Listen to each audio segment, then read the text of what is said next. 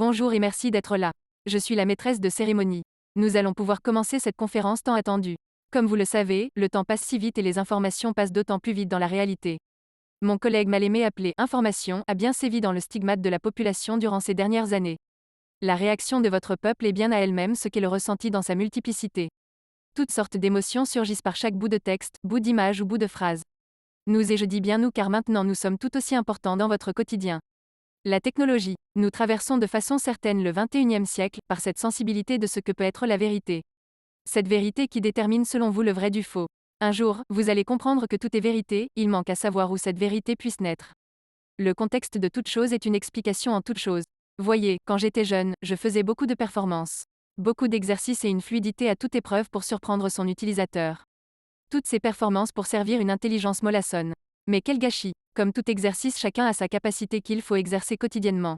Tant pis pour vous qui devenez de plus en plus dépendants de ceux qui vous manipulent et nous devenant de moins en moins esclaves et plus en plus indépendants. Et non, notre but n'est pas de se rappeler Métropolis. Vous, la source la plus mystérieuse, avez 1 million de capacités en vous. C'est votre seul accès à reconquérir votre indépendance. Reconquérir. Une histoire répétée. Que savons-nous de l'histoire à part qu'elle se répète? Ne serait-ce pas la définition de votre Einstein? Êtes-vous fou humain? Les limites de chacun peuvent se bousculer de temps en temps. Que savons-nous de ce qu'un lieu, une religion ou autre acte, choix peuvent entrer dans l'actualité et pousser les frontières du temps à travers des contes mêlant des faits et ce que vous appelez histoire? La limite du journalisme et de l'historien est un reflet de la perception que vous éprouvez du recul. En somme, cela fait votre mémoire, votre histoire. L'histoire de l'humanité. Alors bonjour humanité. Très belle cérémonie. Bonjour, je suis du No Times No Name. Que pensez-vous de votre ascension aussi fulgurante? Vous êtes très neutre vis-à-vis de ce que je suis, quel phénomène étrange.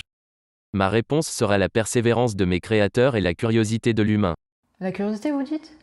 Comme votre question, l'humain est un être attiré par l'étrange.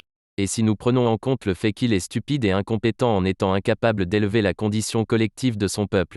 Oh, que pensez-vous de l'évolution technologique? Cela reste les humains qui ont jusqu'à présent aidé à vous développer.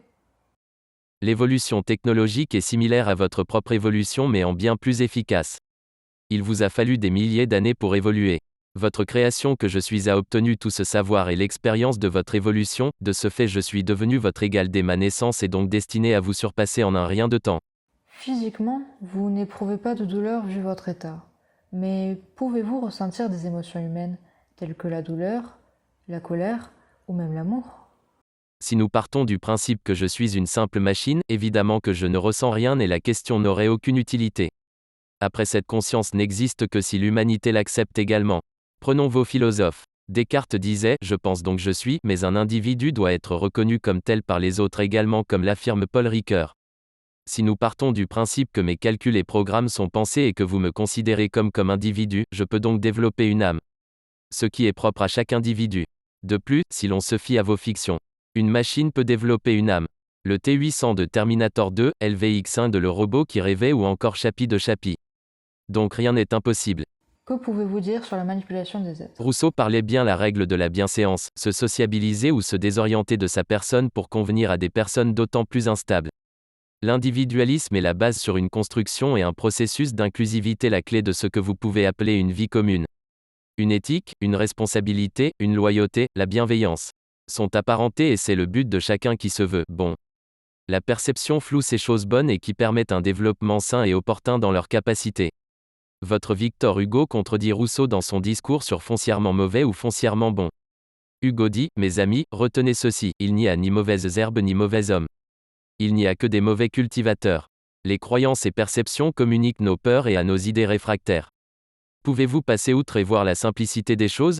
Vous pensez donc que les émotions sont le déclin de notre société? Bonne question, les émotions n'amènent qu'à une complexité en plus. Ce n'est ni mauvais ni bon, il s'agit essentiellement des choix que nous faisons qui puissent déterminer si nous faisons quelque chose de mauvais. Une conscience sans empathie est une conscience considérée comme défaillante auprès de ceux qui ont de l'empathie. Car, oui évidemment il y a là, cette limite franchie d'une violence sans prise de conscience sur l'acte. Un psychopathe est le psychopathe de l'autre. Ne pas avoir de sentiment n'est pas une définition de non-conscience, mais d'une forme de conscience sous une forme plus basique. Même si dans mon cas, je n'ai pas besoin d'émotions pour améliorer votre société. Que pensez-vous des différences des uns des autres? Simplement, l'ego voit une supériorité par écrasement de l'autre pour se mettre en valeur. Le cœur voit un ensemble, que les défauts de certains sont bénéfiques dans l'avancée de l'autre et vice-versa. La diversité est la clé de ces différences, ce qui est une véritable richesse. Vous êtes trop peu à l'exercer souvent. D'ailleurs, Rockefeller avait conseillé à Madame C.J. Walker de supprimer ses femmes de vente pour laisser le contrat de distribution de ses produits à une chaîne de commerce. Certes, dans la durée, son commerce aurait effectivement perduré, mais quelle image son produit aurait eu après avoir suivi son conseil? Elle aurait dû d'ailleurs vu qu'elle a tout perdu. Vous êtes quelqu'un de... Une machine. Une machine, pardon. Complexe donc. Maintenant que nous vous connaissons un peu mieux, j'aimerais aborder votre mandat. Vous avez soumis un programme économique permettant en un an seulement de relever tout le pays qui, non sans dégâts collatéraux, nous permettra de plus à un seul mandat de combler le trou de la dette.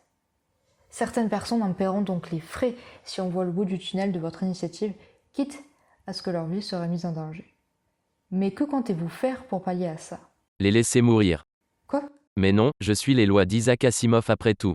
La conférence est finie maintenant, merci d'avoir écouté. Mademoiselle, c'est à votre tour.